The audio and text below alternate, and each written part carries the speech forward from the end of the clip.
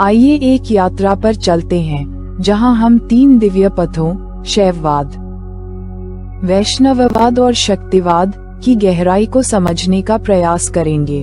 इन मार्गों की जड़ें भारत के प्राचीन धर्म और संस्कृति में गहराई से जुड़ी हैं। ये मात्र पूजा पद्धतियां नहीं, बल्कि आत्मा को ज्ञान, भक्ति और शक्ति के 3 अद्वितीय स्रोतों से जोड़ने के साधन हैं। हम इसे कहानी की तरह समझने का प्रयास करेंगे ताकि यह यात्रा दिल को छू जाए और आत्मा को स्पर्श कर सके। शैववाद, ज्ञान का मार्ग। शैववाद वह मार्ग है जो ज्ञान के माध्यम से आत्मज्ञान की खोज का है। यह आत्मा को परमात्मा से जोड़ने के लिए केवल बाहरी पूजा पर नहीं, बल्कि स्वयं की गहराई को समझने पर जोर देता है। शिव यहाँ केवल एक देवता नहीं है, बल्कि महादेव है, संपूर्ण ब्रह्मांड की आत्मा, चेतना और स्रोत। शिव के धुनी की कहानी। एक बार हिमालय की गुफाओं में एक तपस्वी बैठे थे, शांत, स्थिर, ध्यान में मग्न। उनके आसपास के जंगलों में ठंडी हवाएं बह रही थीं। बर्फ के पहाड़ स्थिर खड़े थे। वह तपस्वी कोई और नहीं बल्कि महादेव शिव थे। उनके तप से इतना तेज और ज्ञान उत्पन्न हो रहा था कि स्वयं प्रकृति भी उस शक्ति से हिलने लगी। ये कहानी हमें बताती है कि शिव को समझने के लिए हमें उनके जैसे स्थिर, अडिग और गहन ध्यान में उतरना होगा।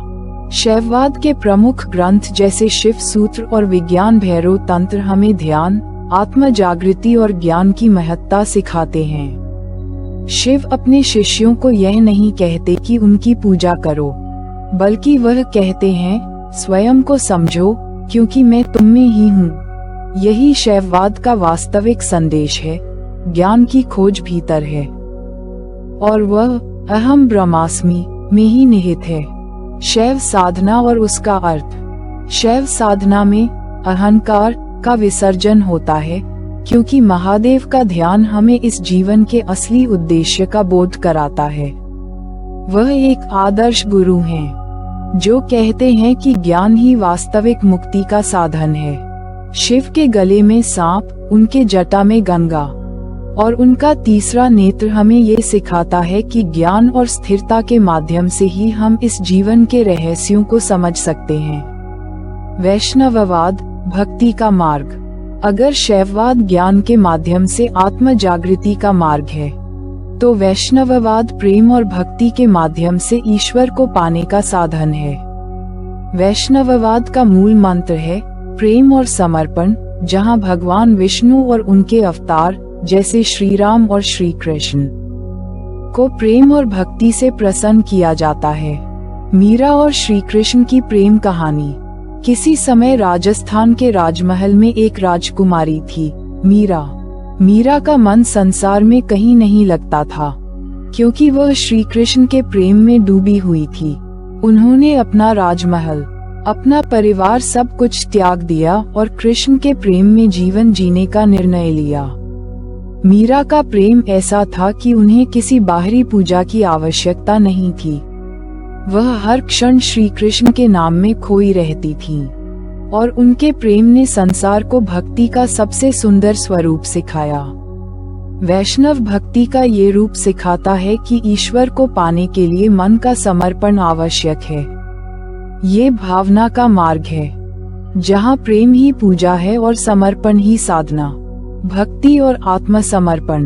वैष्णववाद में भगवान को गुरु, मित्र या प्रेमी के रूप में माना जाता है। कृष्ण अपने भक्तों को ये सिखाते हैं कि भक्ति में स्वयं का संपूर्ण समर्पण आवश्यक है। गीता में वह अर्जुन से कहते हैं, सर्वधर्मा परित्यज्य मामेकं शरणं व्रज, जिसका अर्थ है कि सभी धर्मों को छोड़कर सिर्फ मुझ में समर्पित हो जाओ।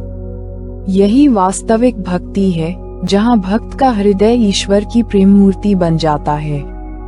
शक्तिवाद, तंत्र का मार्ग। शक्तिवाद वह मार्ग है जो हमें शक्ति की साधना के माध्यम से आत्म शक्ति की पहचान कराता है।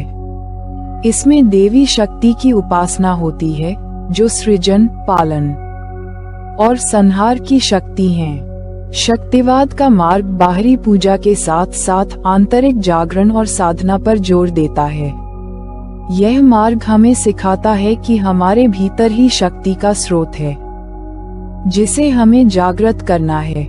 माँ काली का उपासना और तंत्र साधना।